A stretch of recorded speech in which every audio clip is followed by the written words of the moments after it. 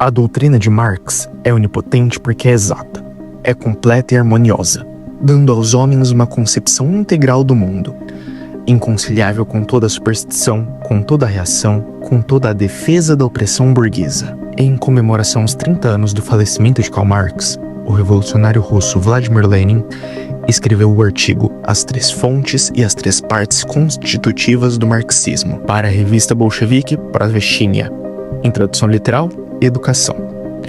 O artigo é uma condensação acessível das principais contribuições de Marx para a formação da ideologia proletária, a filosofia materialista, a economia política e o socialismo científico. Lenin abre seu artigo com uma denúncia. A doutrina de Marx atrai em todo o mundo hostilidade e ódio. Tido como uma seita perniciosa, o marxismo é alvo de difamações e calúnias que não foram vistas nem mesmo pelas mais horrendas ideologias perpetradas pela humanidade. Um olhar mais atento é capaz de encontrar rapidamente a razão disso. A ideologia de Marx, ao fim e ao cabo, foi pioneira em denunciar não apenas a exploração do homem pelo homem, mas suas raízes e possíveis desdobramentos. Marx investiga o clamor das massas por uma vida digna e, dando continuidade às utopias socialistas que o antecedem, mostra como estes anseios podem ser alcançados. A filosofia do marxismo é centrada no materialismo, um legado das vitórias do movimento burguês que derrubou o feudalismo no século XVIII. No entanto, Marx não se limitou ao materialismo que se disseminou na França daquela época. Ele foi além e incorporou elementos da filosofia clássica alemã, como a dialética hegeliana, que vê a realidade como um processo em constante movimento e mudança, conformando assim o que será conhecido como materialismo histórico dialético. Materialismo histórico, pois analisa toda a história a partir das bases materiais e econômicas dos povos. E materialismo dialético, pois compreende que a interação entre as infinitas contradições são a força motriz da realidade material. Para esta filosofia, os seres humanos não existem de forma isolada, mas são moldados pelas condições materiais do ambiente em que vivem. Em outras palavras, as formações sociais humanas são moldadas pelas relações econômicas que dominam cada sociedade. As instituições políticas, como o governo e as leis, são, portanto, superestruturas que dependem das estruturas econômicas fundamentais, como as relações de produção e a alocação de recursos. Esta é a primeira base constitutiva do marxismo. Marx estuda as bases econômicas do capitalismo, buscando entender as relações de produção que determinam a distribuição de riqueza na sociedade.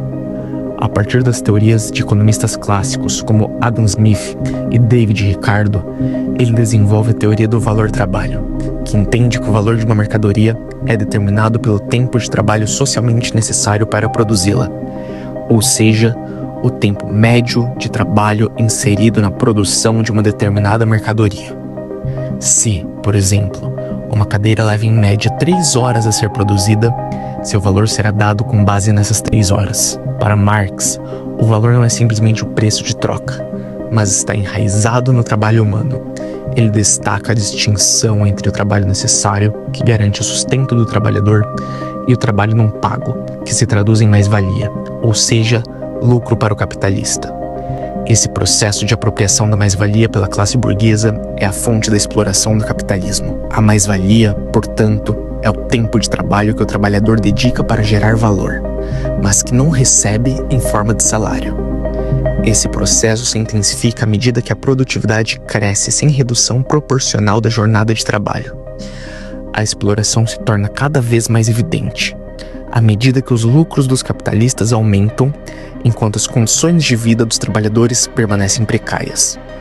O avanço da produtividade agudiza essa contradição, tendo em vista que o aumento da produção tende a concentrar ainda mais riqueza na mão de poucos. O capitalismo, à medida que avança, gera uma competição feroz dentro da própria burguesia, levando à falência dos mais fracos e à formação de monopólios por grandes corporações. Este processo, que começou há séculos com a pequena propriedade mercantil, culmina na concentração da riqueza nas mãos de poucos cartéis que dominam o mercado global. Esta é a segunda base constitutiva do marxismo. Quando o feudalismo é derrubado, o capitalismo ascende como um novo sistema de exploração. Contudo, as primeiras doutrinas socialistas embora compreendessem a exploração, se mostraram imprecisas e utópicas. Não conseguiam entender a origem, o desenvolvimento e os desdobramentos da exploração capitalista. Tampouco sabiam como poderia ser superada. A grande contribuição de Marx e Engels foi estruturar o socialismo na realidade, com base em uma análise científica das condições materiais da sociedade. Marx revela a raiz da exploração, a apropriação da mais-valia pela classe dominante. Ele também esclarece como essa exploração evoluiu ao longo da história, com a ascensão e queda de inúmeras classes exploradoras por todo o mundo. O destino do capitalismo é, então, o mesmo de seus antecessores: a destruição causada por suas próprias contradições internas. À medida que a produção se torna cada vez mais socializada, ou seja, à medida que a proletarização avança e bilhões de massas trabalhadoras são engolidas pelo maquinário capitalista, a riqueza cada vez mais concentra-se na mão de poucas dezenas de burgueses. Essa contradição, que é intrínseca ao sistema capitalista, gera a luta de classes, que se intensifica à medida que as massas se tornam mais conscientes da exploração que sofrem. Com o desenvolvimento do capitalismo, as classes sociais se reduzem em duas principais: o proletariado e a burguesia. À medida que a concentração de riqueza nas mãos de poucos cresce, resta ao proletariado, parcela cada vez mais crescente da população, a tarefa histórica da destruição deste modo de produção, a tomada do poder pela última classe da história, a quem não restam classes a explorar, pois engloba praticamente toda a humanidade. E, por fim, o avanço ao comunismo. O marxismo, ao contrário das ideias utópicas que o precederam, oferece uma análise materialista da sociedade e da história, explicando as causas profundas da exploração e da opressão. O socialismo que Marx propôs não é uma utopia idealizada, mas um desenvolvimento natural das contradições internas do capitalismo. Como tal, ele não é uma mera teoria filosófica, mas uma ferramenta para a transformação da realidade.